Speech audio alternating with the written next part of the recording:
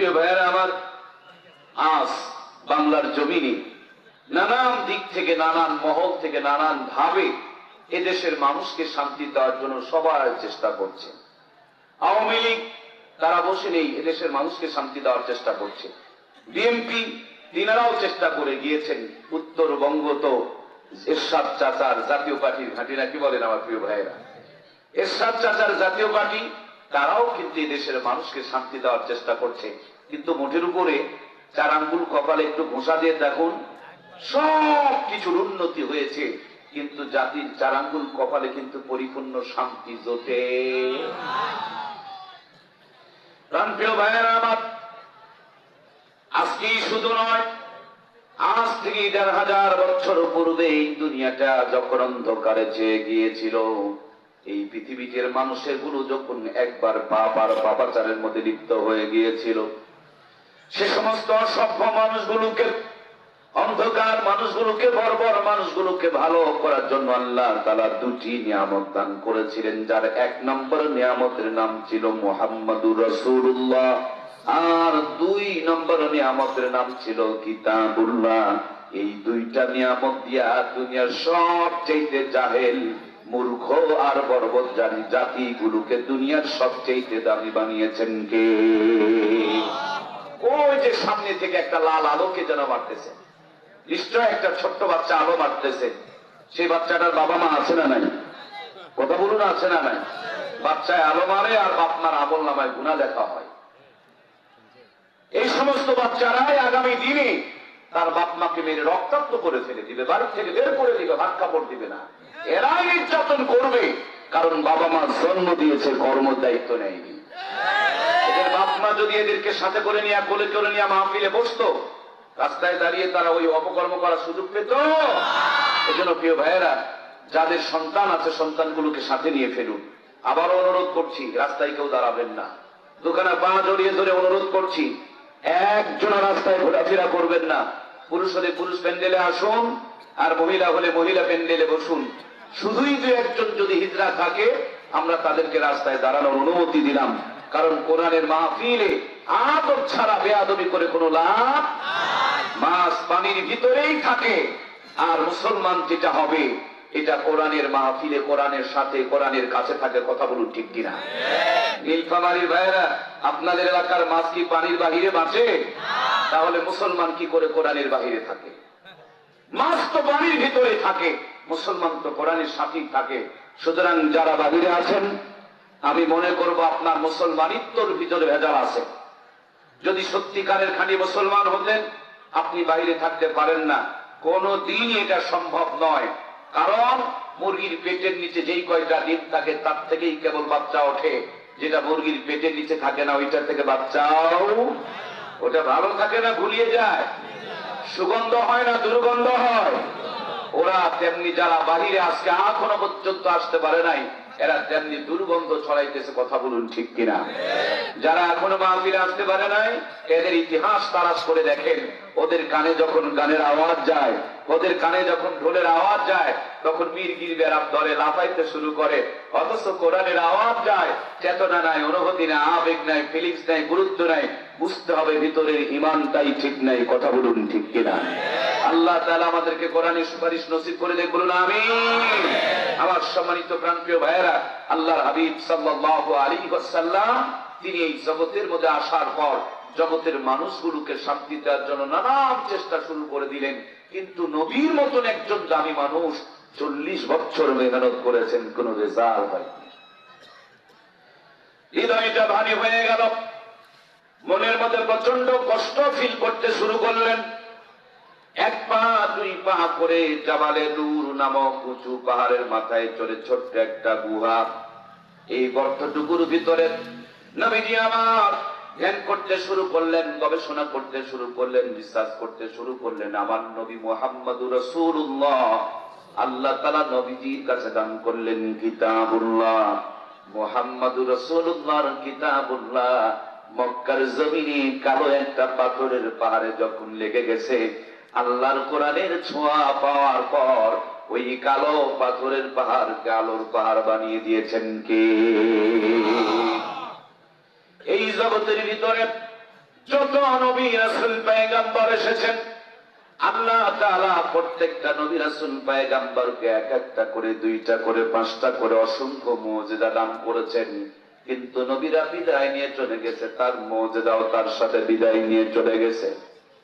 আমার আপনার নবীকে আল্লাহ তাআলা একটা দুইটা মুজিজা দান করেন নাই, আল্লাহর হাবিবকে আল্লাহ তাআলা ৪৫০০ মুজিজা দান করেছেন। সুবহানাল্লাহ।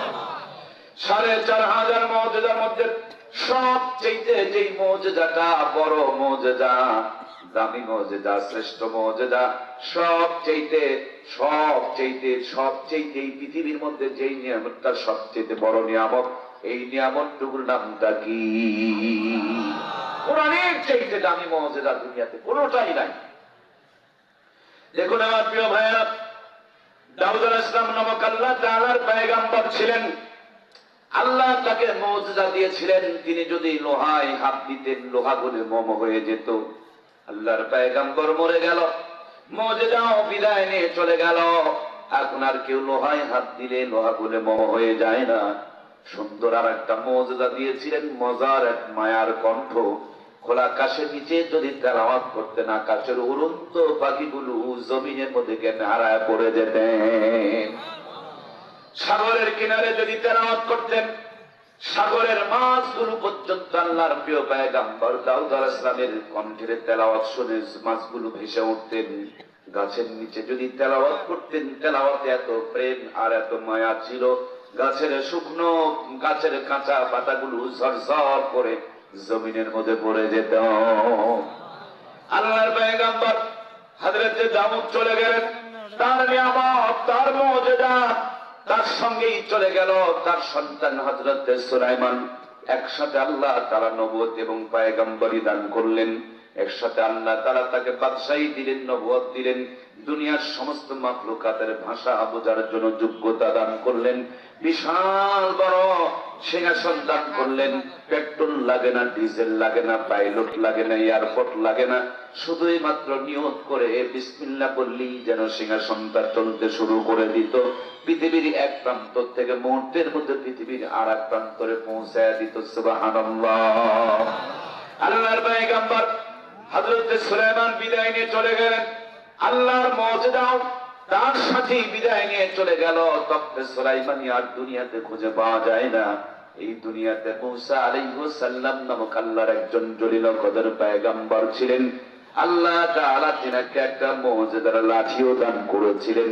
এই লাঠি জমিনে ছেড়ে দিলে বিশাল বড় অজগর সাপ হয়ে যেত, আবার আঘাত করলেই যেন জমিনে কূপ তৈরি হয়ে যেত, সাগরের মধ্যে আঘাত করলে 12টা রাস্তা পয়দা হয়ে যেত।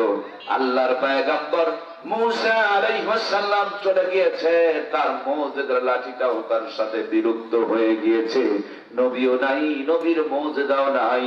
আমার আপনার নবীর আগে আর একজন নবী এসেছিলেন, হযরত ঈসা রূহুল্লাহ। আল্লাহ তাআলা বিনা বাপে তাকে দুনিয়ার মধ্যে পাঠিয়েছিলেন। মানুষজন যখন তার মাকে জিজ্ঞেস করছিলেন, মরিয়ম গো, তোমার তো এখনো বিয়ে হয় নাই, তুমি সন্তান পেলে কেমনে? আল্লাহর প্রিয় বান্দি মরিয়ম শুধু কান্না করেন। ছোট্ট বাচ্চা হযরত ঈসা আলাইহিস সালাম মার কোলে থেকে সমস্ত বামপন্থীদের, বাতিলদের প্রশ্নের উত্তর দান করেছিলেন। জোরে বলুন সুবহানাল্লাহ। আমার প্রিয় ভাইয়েরা, আল্লাহ তাআলা তিনাকে আরো মুজিজা দিয়েছিলেন। তিনি যদি অন্ধ লোকের চোখের উপরে হাত বোলায়া দিতেন, অন্ধ চক্ষুষ্মান হয়ে যেত। কুষ্ঠ রোগীর মাথার উপরে হাত বোলায়া দিলে অসুখ বিসুখ তার ভালো হয়ে যেত। মৃত মানুষের কবরের কিনারে দাঁড়ায় যদি বলতেন কুম্বি ইজনিল্লাহ, মুহূর্তের মধ্যে মুর্দা মানুষটা কবর থেকে জিন্দা হয়ে দাঁড়িয়ে যেত। আল্লাহর পয়গম্বর হযরত ঈসা রূহুল্লাহ বিদায় নিয়ে চলে গেলেন, তার সাথে মুজিজাগুলো তার সাথেই বিদায় নিয়ে চলে গেল। আমার আপনার নবীকে আল্লাহ তাআলা যতগুলো মুজিজা দিয়েছেন, অনেক মুজিজা নবীর সাথেই বিদায় নিয়ে চলে গিয়েছেন। যেমনটি ভাবে আমার ভাইয়েরা, ওই যে মুতার প্রান্তরে যখন যুদ্ধ চলতেছিল, যুদ্ধ করতে গিয়ে দেখেন নবীজি আমার আলী ভিতরে চলে গেছেন, তার হাতের তরবারিটা ভেঙে গেছে, কিন্তু সে কাফেরদের মাঝখানে ঢুকে পড়েছেন। নবীজি একটা খেজুরের ডাল নিয়ে আলীর দিকে ইশারা করে ফিকায়া দিলেন আর বললেন, আলী ধরো।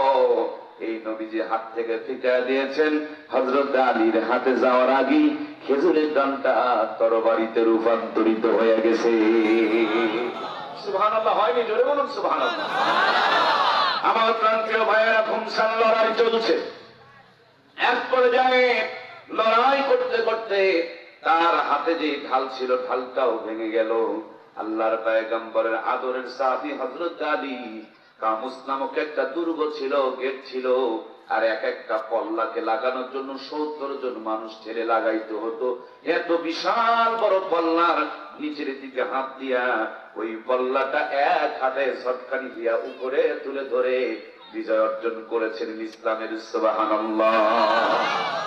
যুদ্ধ যখন শেষ হয়ে গেল, আল্লাহর হাবিব বললেন, আলী তুমি নাকি কামুস দুর্গের কবাট ধরে এইটাকে ঢাল বানায়া যুদ্ধ করেছিলে, দেখি তো কেমন করে তুমি এইটাকে উঁচু করে ধরেছিলে।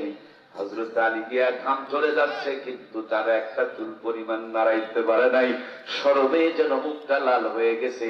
দ্বীনের জন্য, কোরআনের জন্য, ইসলামের জন্য, হকের জন্য, ন্যায়ের জন্য যদি সংগ্রাম করেন, আপনার ভিতরে গায়েবী শক্তি ঢুকায়া দিবেন কে? আমার প্রিয় ভাইয়েরা, নবীজি বিদায় নিয়ে চলে গেছে।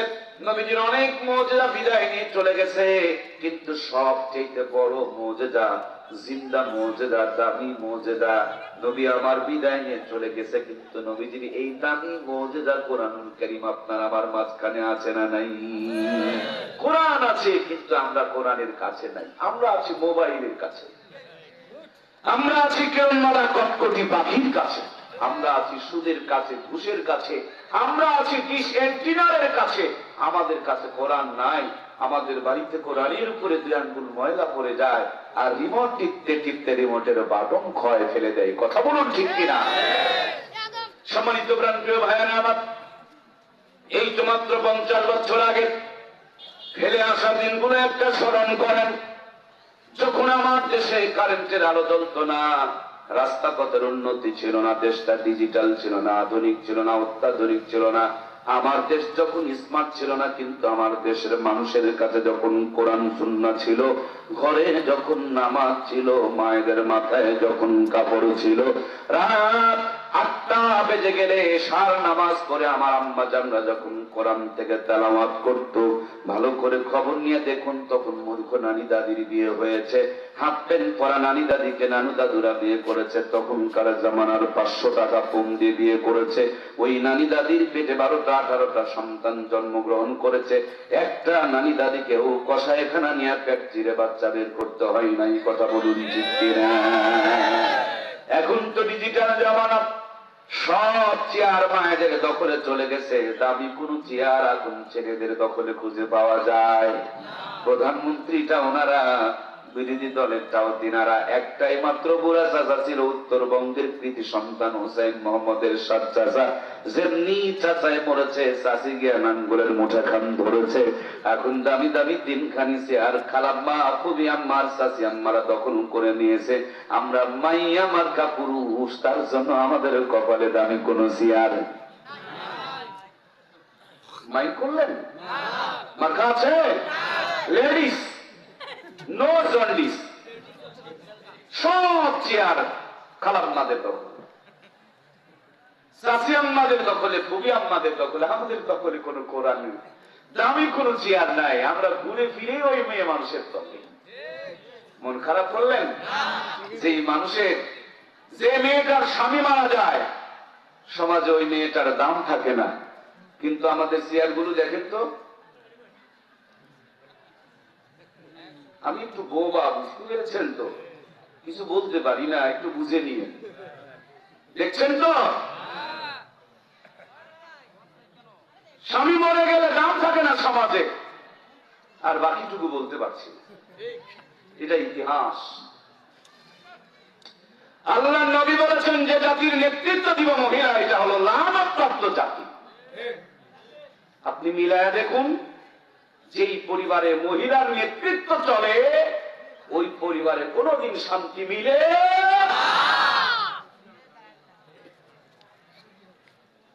আজকে ওয়াজ হবে না, আজকে কিন্তু ওয়াজ হবে, ধৈর্য নিয়ে বসুন। কিছু কথা হবে ইনশাআল্লাহ। হক কথা শুনতে এসেছেন তো ইনশাআল্লাহ। বাকি কিছু বুঝে নিবেন। ছোট্ট বাচ্চারা পরীক্ষা দিতে গেলে কোশ্চেনে লেখা থাকে শূন্যস্থান পূরণ করে দেখাও। আমিও কিছু শূন্যস্থান রেখে দিব, এটুকু বোঝা যাবে তো ইনশাআল্লাহ।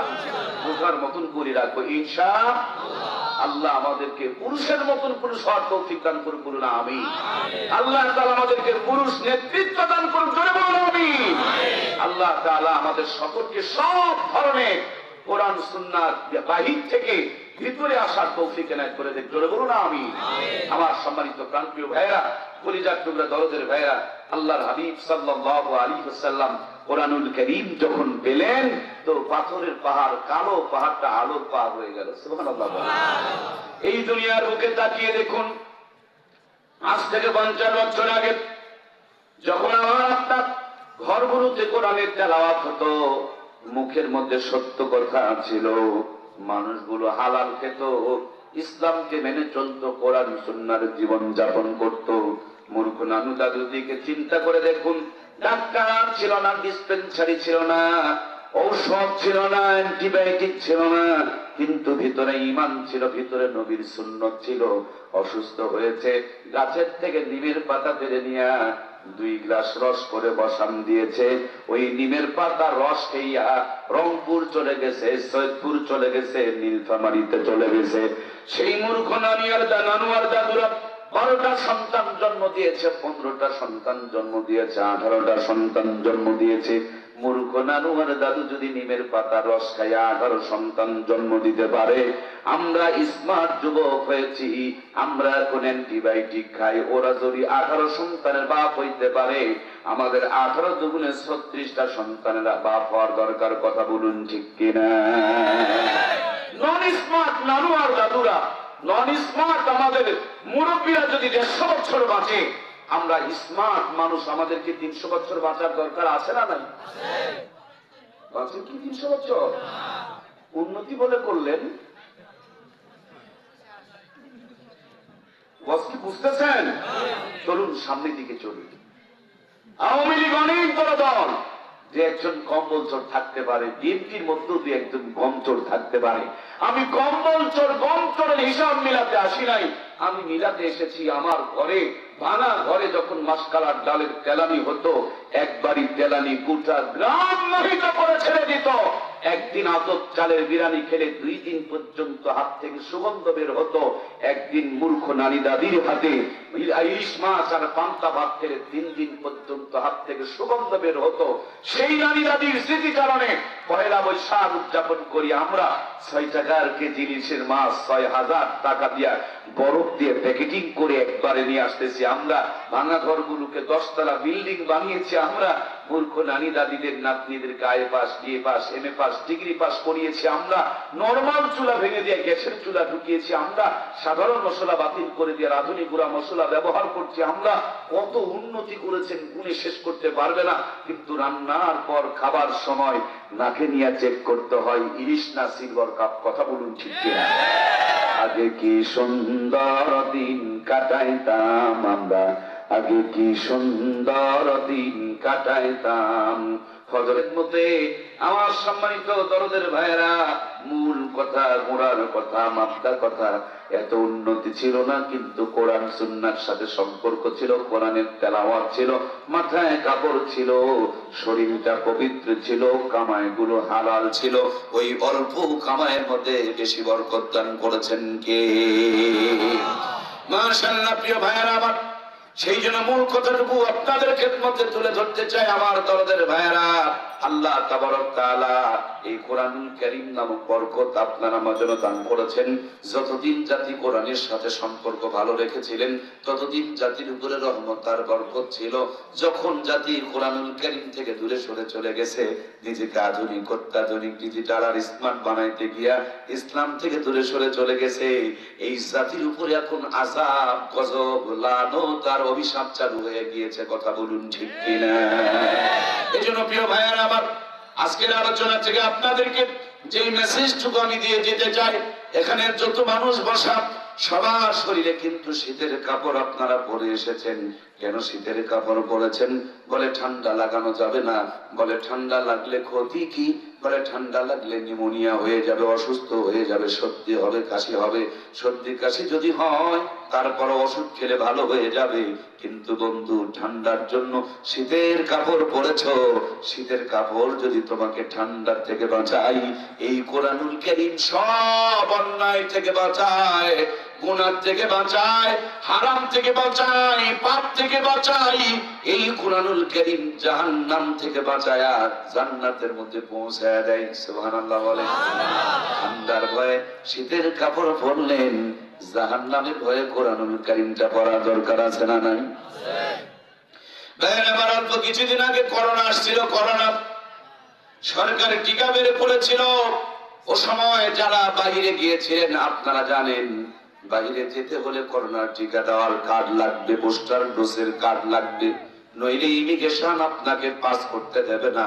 আমাদের সৈয়দপুরে বিমানবন্দর আছে, ঢোকার আগে দেখবেন টিকিট চেক করে, ঢোকার আগে দেখবেন আপনার আমার ভাইয়েরা, এটা তো বাহিরে নয়, ভিতরে ভিতরে চলাফেরা, তার জন্য পাসপোর্ট চেক করে না। অন্য আন্তর্জাতিক ফ্লাইট গুলোতে পাসপোর্ট চেক করে, ভিসা চেক করে, টিকিট চেক করে, বডি চেক করে, হেলথ কার্ড চেক করে।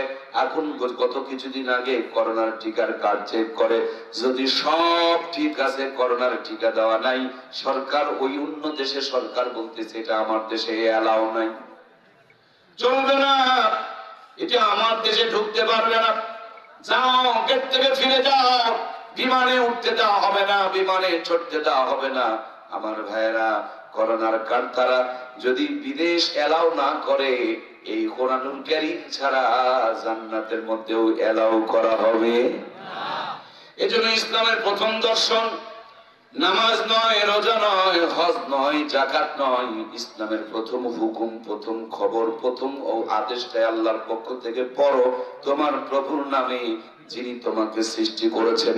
বন্ধু, দুনিয়ার মধ্যে শিক্ষার ব্যবস্থা হলো দুই প্রকার।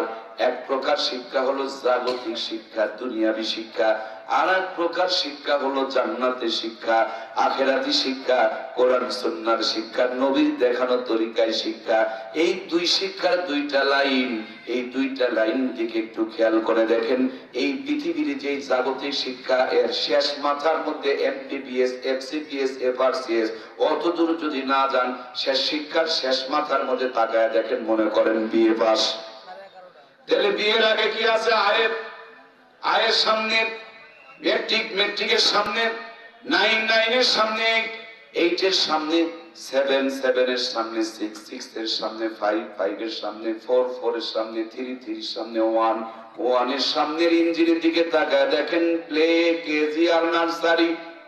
প্লে, কেজি, নার্সারি সামনে কি বুঝছেন কি? ট্রেনের একটা ইঞ্জিন থাকে না? এই যে দুনিয়ার লাইনের শেষ মাথা অনেক বড় ডিগ্রি, গোড়ার দিকে আস্তে আস্তে দেখেন কিচ্ছু নেই, জিরো, কিচ্ছু নেই। এই জন্য এই শিক্ষায় যে যত শিক্ষিত হয়, আমরা মাঝে মাঝে দেখি অনেকে আবার তত বড় বেয়াদব হয়। শিক্ষিত ছিল না, নঙ্গি ছেড়ে দাঁড়ায় প্রসাদ করতো না। যেমনি শিক্ষিত হইছে, নঙ্গি বেদ দিয়া প্যান্ট ধরছে, প্যান্টের চেন খান খুলে দিয়া কুত্তার মতন ছটছট করে ছেড়ে দিতেছে। কথা বলুন ঠিক কিনা? কুকুরের এমন মুরিদ নেওয়া নিছে। আপনাদের এলাকার কুকুরেরা কি বসে প্রস্রাব করে? আমার ভাইয়েরাও করে না। কুকুরের কি প্রস্রাব করার পর পানি নেয়? আমার ভাইয়েরাও পানি নেয় না। কুকুরের পিছনে নেঙ্গুর আছে, লেজ আছে, নিচে দিলে ইজ্জতটা ঢেকে যেত। কিন্তু ইজ্জত কি ঢেকে রাখে না বের করে দেখায়? কথা বলে না, বের করে দেখায় না। আমাদের স্মার্ট পাঙ্খু যুবকদের দিকে তাকায় দেখেন, পায়জামা কিনে হাঁটুতে ফাটা, এই রানের মধ্যে কাটা, পাশার মধ্যে ফাটা, তাছাড়া আবার প্যান্টের পুঁটও নাই। জোর করে যদি ওকে মসজিদে নিয়ে যায়, নামাজ পড়তে লাগায় দেন, সিজদাতে গেলে, রুকুতে গেলে পাশার থেকে এমনি প্যান্ট খুলে যাবে। কথা বলেন ঠিক? সম্মানিত প্রিয় ভাইয়েরা আমার, পক্ষান্তরে আর একটা শিক্ষা, আখিরাতমুখী শিক্ষা, আল্লাহ এবং আল্লাহ রাসূলের দেখানো শিক্ষা। এই শিক্ষার দিকে তাকিয়ে দেখুন, এক মাথার মধ্যে আপনাদের মাদ্রাসা। আমার মহতারাম শ্রদ্ধেয় বড় ভাই জনাব আজমল হোসেন মহোদয় বারবার যোগাযোগ করে আমার দক্ষিণ অঞ্চলে মাহফিল চলে, সেখান থেকে তিনি আমাকে টেনে নিয়ে এসেছেন। শুনলাম আপনারা তাকে জীবন দিয়ে নিজের জীবনের চাইতে বেশি ভালোবাসেন। আপনার ওনার কাছে শুনলাম উনিও আপনাদের এলাকার মানুষকে অনেক ভালোবাসেন, সবসময় আপনাদের জন্য দোয়া করেন, প্রত্যেকটা কথায় কথায় আলহামদুলিল্লাহ বলে বলে আপনাদের জন্য দোয়া করেন। আল্লাহ তিনার সহ আপনাদের হায়াতে বরকত দান করে দেখ, বলুন আমিন। আজকে যদি আজমল ভাইরা বলেন এই যে 6 জন না কয়জনকে পাগড়ি দিলাম আমরা, 6 জনকে পাগড়ি দিলাম, এই 6 জন হাফেজে কোরআনকে যদি বলেন আপনারা কোথা থেকে কোরআন পেলেন, উনি ওনার ওস্তাদ আজমল সাহেবের কথা বলবে। আজমল সাহেবকে যদি বলেন আপনি কোথায় পেলেন, হয়তোবা আপনাদের পাশে সৈয়দপুরের মাদ্রাসা আছে, শাহেরবাড়ি মাদ্রাসা আছে, অথবা রংপুরের মাদ্রাসা আছে, এই মাদ্রাসাগুলোর কথা বলবেন। ওই মাদ্রাসা ওয়ালাকে যদি জিজ্ঞেস করেন আপনারা কোথায় পেলেন, তিনারা ঢাকার কোন মাদ্রাসার কথা বলবেন। ঢাকাওয়ালাকে যদি জিজ্ঞেস করেন কোথায় পেয়েছেন, তিনারা বলবেন হাটাজারি মাদ্রাসার কথা। হাটাজারি ওয়ালাকে যদি বলেন কই পেলেন, তিনারা বলবেন ভারতের দারুল উলুম দেওবন্দের কথা। দেওবন্দ ওয়ালাকে যদি বলেন কোথায় পেলেন, তিনারা বলবেন মদিনার বিশ্ববিদ্যালয়ের কথা। মদিনার বিশ্ববিদ্যালয় ওয়ালাকে যদি জিজ্ঞেস করেন এই কোরআন সুন্নাহর জ্ঞান আপনারা কোথায় পেয়েছেন, তিনারা হয়তো আবু বকর নয়তো ওমর অথবা ওসমান আলীর কথা বলবেন। কথা বলুন ঠিক কিনা? গোরা খুঁজে দেখেন ওই 4 জনের যে কোনো একজনের কাছে চলে গেছে। হযরত আলীকে যদি বলেন আলী গো এই কোরআনের আলো কোথায় পেয়েছো, হযরত আলী বলবেন আমার প্রাণের নবী, দরদের নবী, প্রিয় নবী, তিনি 40 বছর এই দুনিয়ার মানুষকে শান্তি দেওয়ার চেষ্টা করেছেন। যখন ব্যর্থ হয়েছেন, জাবালে নূরে হেরা গুহার মধ্যে বসে বসে ধ্যান করছিলেন, গবেষণা করছিলেন, রিসার্চ করছিলেন। ওই মুহূর্তে নবীজির কাছে জিবরাইল আমিন দিয়ে গিয়েছেন, আর নবীজি আমাদেরকে দিয়ে গিয়েছেন। তার মানে তিনি নবীজির কাছে পেয়েছেন। আমার নবীকে যদি বলেন আমার নবী গো আপনি যে কোরআনুল কারীম আমাদেরকে দিলেন, এই কোরআন আপনি কোথায় পেলেন, আল্লাহর হাবিব বলেন আমি জিবরাইল আমিনের কাছে পেয়েছি। জিবরাইল আমিনকে যদি বলেন আপনি কোথায় পেলেন, জিবরাইল আমিন বলেন আমি আরশ আজিম থেকে নিয়ে এসেছি। আরশ আজিমকে যদি বলেন এই কোরআনুল কারীম আপনি কোথায় পেলেন, আরশ আজিম বলবেন আমি আমার রব্বুল ইজ্জাত ওয়াল জালাল ওয়াল কারাম, যার কিতাব, যার বাণী, যার কথা, সেই আল্লাহ তাআলা আমি আরশ আজিমকে এই কোরআনুল কারীম দিয়েছি। তার মানে এক মাথার মধ্যে এই 6 জন হাফেজে কোরআন, আর এক মাথার মধ্যে আমার আল্লাহ তাআলা পর্যন্ত ঠেকে গেছে। কথা বলুন ঠিক কিনা? আমার প্রিয় ভাইয়েরা, এজন্য নবীজি দাড়িওয়ালা, আজকের মাদ্রাসার উস্তাদ, শিক্ষক, ছাত্র তারাও দাড়িওয়ালা। নবী ছিলেন টুপিওয়ালা, এরাও দেখবেন টুপিওয়ালা। নবী নামাজ পড়েছেন, এরাও নামাজ পড়তেছেন। তার মানে এরা নবীর পক্ষের লোক, নবীর দলের লোক, নবীর মতাদর্শের লোক, নবীর সিলসিলার লোক, নবীর লাইনের লোক, নবীর ধারাবাহিকতার লোক। আপনারা সৈয়দপুরে গিয়া দেখবেন ট্রেন দাঁড়িয়ে আছে, রাতে ঢাকা যাওয়ার জন্য ট্রেন। দৌড়তে গিয়া যে কোনো একটা বগিতে যদি চড়েন, এই বগিতে চললেই ভিতরে দিয়ে ইঞ্জিন পর্যন্ত চলে যেতে পারবেন। আর কোন বগিতেও যদি বসে পড়েন, ইঞ্জিনটা সামনের দিকে দৌড়ায় দৌড়ায় যাচ্ছে, সব কিছু বাড়ি দিয়া সকাল হতেই দেখবেন আপনারা ঢাকায় পৌঁছায়া দিবে। আমার প্রাণের ভাইয়েরা, এই ট্রেনটা যদি আপনারে আমারে ঢাকা পৌঁছায়া দিতে পারে, এই জান্নাতের গাড়ি, এই জান্নাতের মাদ্রাসার মসজিদ, এই জান্নাতের কন্ট্রাক্টর আর ওলামা, ছাত্র শিক্ষকেরা, এরাও হলো জান্নাতের হেল্পার আর কন্ট্রাক্টর। 60 বছর 70 বছরের জিন্দেগি যখন পাড়ি দিয়া দিবেন, এই জান্নাতি গাড়িগুলো আপনাকে আমাকে জান্নাত পর্যন্ত পৌঁছায়া দিবে। এজন্য প্রিয় ভাইয়েরা আমার, আমাদের সন্তানগুলোকে মাদ্রাসায় দেওয়ার দরকার আছে না নাই? দুনিয়াবি নয়, দরকারি শিক্ষা, নুরানি নয়, কোরআনি শিক্ষা, এক শিক্ষার মধ্যে সব। আমার প্রাণে ভাইয়েরা, এখন ভিটামিনও বের হইছে একের মধ্যে সব, বইও বের হইছে একের মধ্যে সব, তরকারি বের হইছে নিরামিষ, কি গো সবকিছু দিয়ে একসাথে নিরামিষ। সেদিন যেন কোথায় মাছ খেলাম, একসাথে অনেক রকমের মাছ দিয়ে রান্না করেছে, রান্নাটাও বড় মজা হয়েছে। তার মানে নিরামিষ। মাদ্রাসাটা হলো নিরামিষ, একের মধ্যে সব। স্কুলে বাংলা পড়ায়, মাদ্রাসায় পড়ায় না। কি রে ভাই, কথা বললেন না কেন? স্কুলে ইংরেজি পড়া, মাদ্রাসায় তো পড়ায় না। স্কুলে অঙ্ক পড়া, মাদ্রাসায় পড়ায় না। তার মানে স্কুলে যা পড়ায় মাদ্রাসাতেও তা পড়াই, কিন্তু মাদ্রাসাতে যতগুলো পড়াই স্কুলে ততগুলো পড়াই। স্কুলে শুধু দিনে পড়াই আর মাদ্রাসায় দিনেও পড়াই। স্কুলে শুধু দুনিয়ারটা পড়ায়, মাদ্রাসায় দুনিয়ারটাও পড়াই, আখিরাতেরটাও। এই জন্যই নাস্তিকদের মাথা খারাপ হয়ে গেছে। ওদের মাথা খারাপ যত হয়েছে, কোরআনের জনপ্রিয়তা আল্লাহ তাআলা তত বাড়িয়ে দিয়েছে। সুবহানাল্লাহ।